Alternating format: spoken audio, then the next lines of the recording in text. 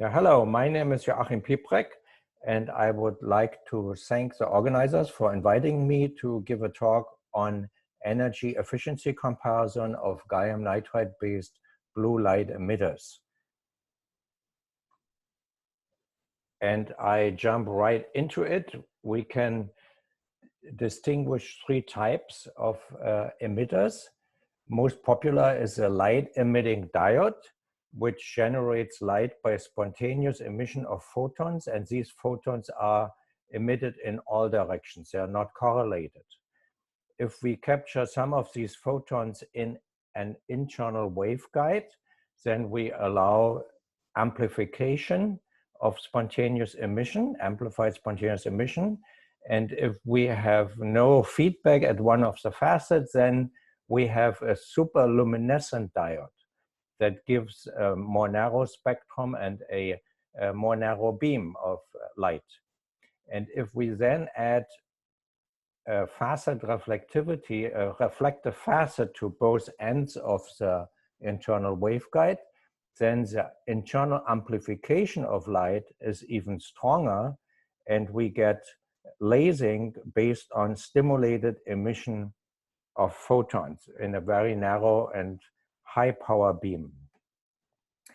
And what puzzled me in looking at these different device types is the observed difference in energy efficiency.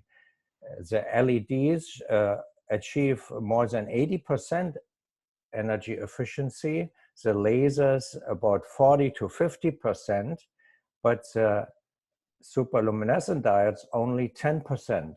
That means 90% of the injected electrical energy is lost and only 10% comes out as light.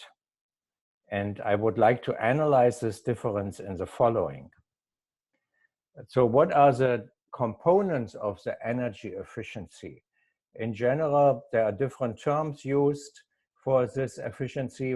Some call it power conversion efficiency, mainly in the case of lasers, or wall plug efficiency in the case of LEDs, but it is always simply the optical output power divided by the electrical input power. And the electrical input power is simply the product of current and electrical bias. And this can be now split up into the so-called electrical efficiency that divides the photon energy by the electron energy, and the external quantum efficiency, which is a ratio of emitted photons number to injected electron number. If we multiply energy by number, we have the total power. So that is how this is split up.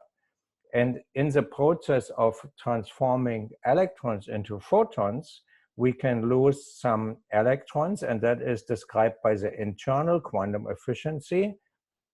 And then after the photons are generated in the active layer, we can also lose some of them internally due to absorption and reflection. And that loss is quantified by the light extraction efficiency.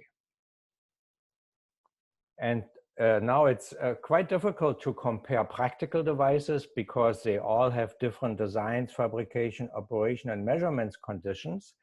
And that's why I here use numerical simulation for the comparison of identical designs. And I start with a realistic and actual LED design and simulate that LED and fit the measured characteristics by adjusting internal material parameters in the simulation. And then I use exactly this design, and for the other two devices, just add some waveguide layer and so on.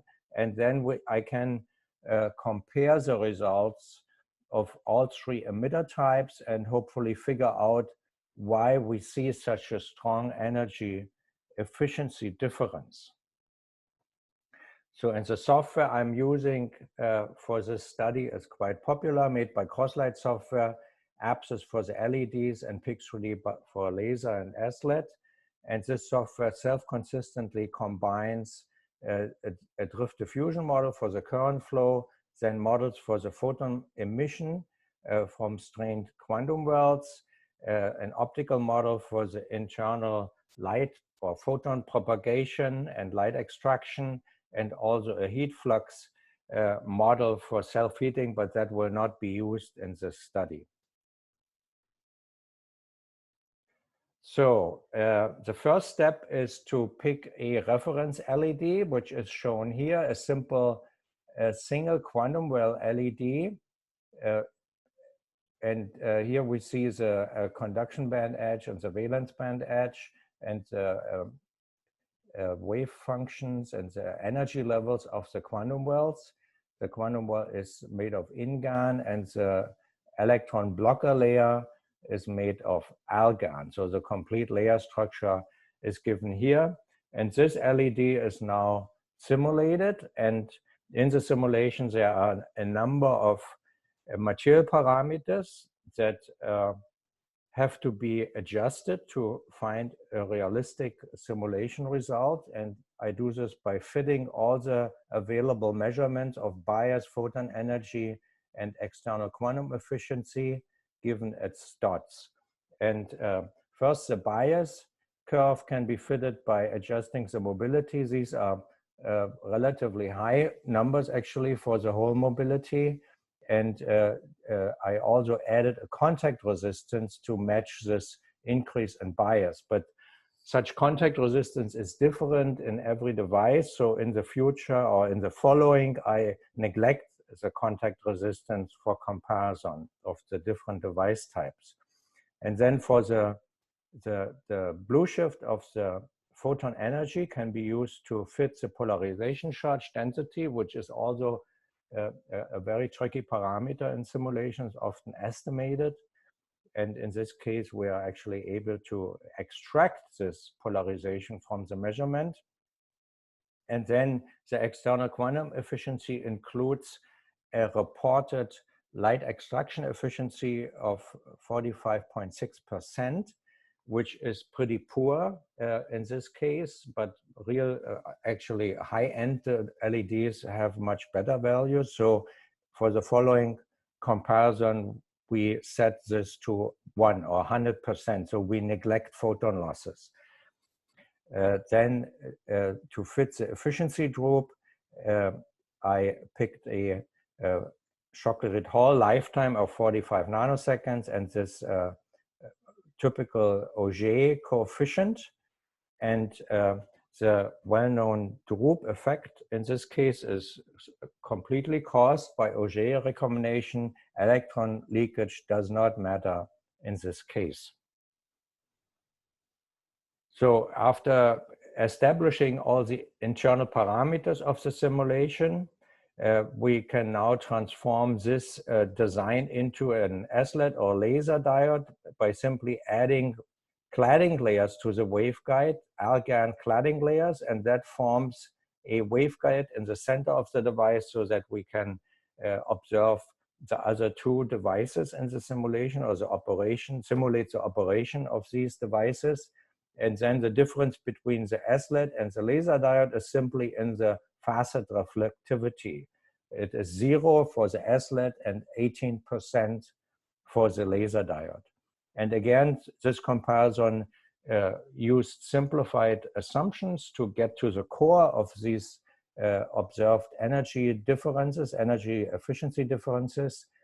So the simplifications are that there's no contact resistance, no optical loss, and also no self-heating. And here this slide compares the internal quantum efficiency for all three device types, which is simply the current fraction that goes into the light generating mechanism. In the case of LEDs, this is spontaneous photon generation, and we see that this IQE drops with increasing current because the Auger recombination rises stronger than the light emission. So that is a well-known efficiency group. In the case of the SLED, the stimulated photon generation is now the main process that determines the IQE. And this is a much stronger recombination process. So it beats out all the other processes like Auger recombination and spontaneous photon emission, but only at very high current density. So this is a logarithmic scale, and we have to go to very high current densities to reach this almost perfect behavior of almost 100% internal quantum efficiency. And again, the self-heating will change the picture. I will comment on that later. At that point, it is neglected. So in the case of the laser diode above threshold, we see an even stronger increase in stimulated photon generation. And the Auger recombination spontaneous emission are reduced, relatively speaking. In a laser diode, as you know, the carrier gain density in the quantum world is constant above threshold if we neglect self-heating. So this is actually a constant loss, but the relative contribution to the total current drops because the stimulated photon generation takes over more and more. So, but when we now look at the energy efficiency, then the picture is completely different because we have to multiply the IQE by the electrical efficiency. Yeah? The optical efficiency is still 1. And the electrical efficiency drops dramatically with higher current. And as we know, stimulated photon emission requires a much higher current in laser diodes and SLEDs than the spontaneous emission in LEDs. So, and this again is a logarithmic scale. So we have a strong drop in electrical efficiency because the bias, the device bias goes up. And this is especially dramatic in gallium nitride based devices because they are known to have a low hole conductivity, in particular in the thick p-argon cladding layer that we need for waveguiding. So resistance, electrical resistance is pretty high. So that causes the observed difference in peak energy efficiency. So that is a main mechanism that shows up even in the simplified simulation study. There are a number of interesting effects that I have observed, but I don't have the time here. So when you are interested in the influence absorption and cavity length, then please look at reference number 5 in the summary, or self-heating is investigated in reference number 9. So last not least, we can plot this power efficiency, power conversion efficiency over output power. And as you know, laser diodes and SLEDs deliver superior efficiency in high power applications. And this also gives me a chance to compare with reported measurements from the literature. The device structure is unknown for these reports, but they are pretty close to what I have calculated so far.